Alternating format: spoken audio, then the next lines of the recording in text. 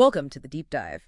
Today we're digging into quite a stack of sources from Khalil Shreateh.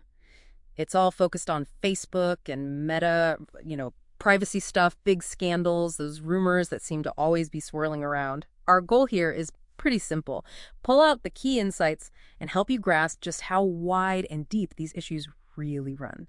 Okay, let's get into it. Yeah, and what's really fascinating when you look at all this together is how these individual incidents spanning more than 10 years, they really show a consistent pattern. It's more than just data leaks here and there. Yeah. It connects to the bigger picture, right? How the platforms actually work, their content rules.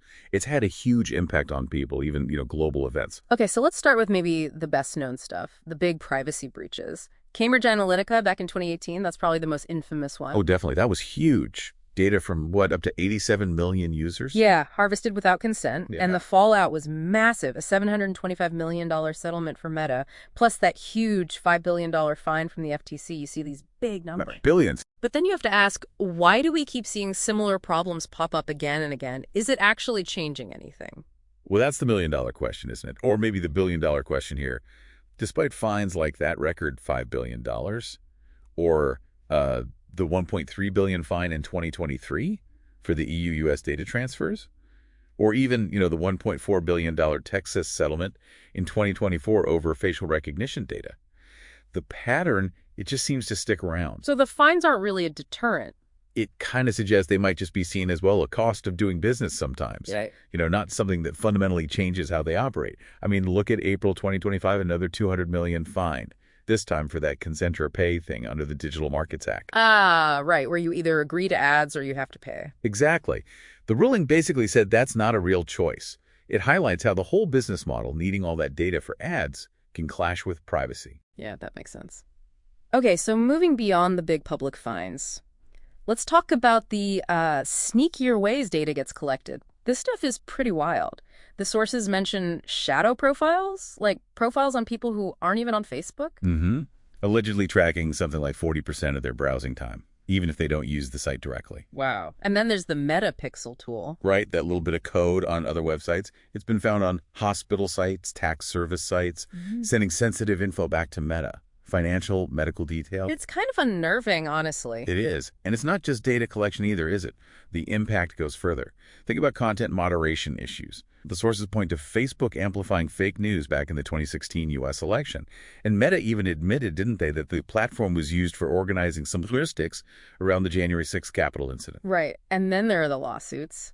The ones claiming Instagram and Facebook have actually harmed teens' mental health. Yeah, really serious claims. Connecting platform used to increased anxiety, depression, even, sadly, suicidal thoughts.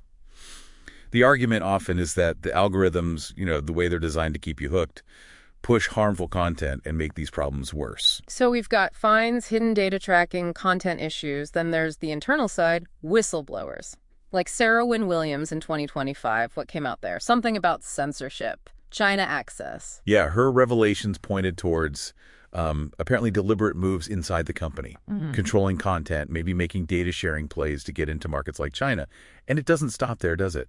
Even now, there are these recent rumors that Meta's been using public stuff from Facebook and Instagram going way back to like 2007 to train its AI, models like Galama. Without asking users specifically. Allegedly without explicit consent for that purpose. Which, brings up huge questions about copyright, data use, especially now with AI booming. Okay, so bringing it all together, what's the main takeaway here? The sources paint a pretty clear picture, don't they? A pattern of, alleged negligence, ethical questions, from biometrics to content. And it feels like the responses have often been reactive, sort of like patching holes rather than fixing the foundation, the pressure from regulators, whistleblowers.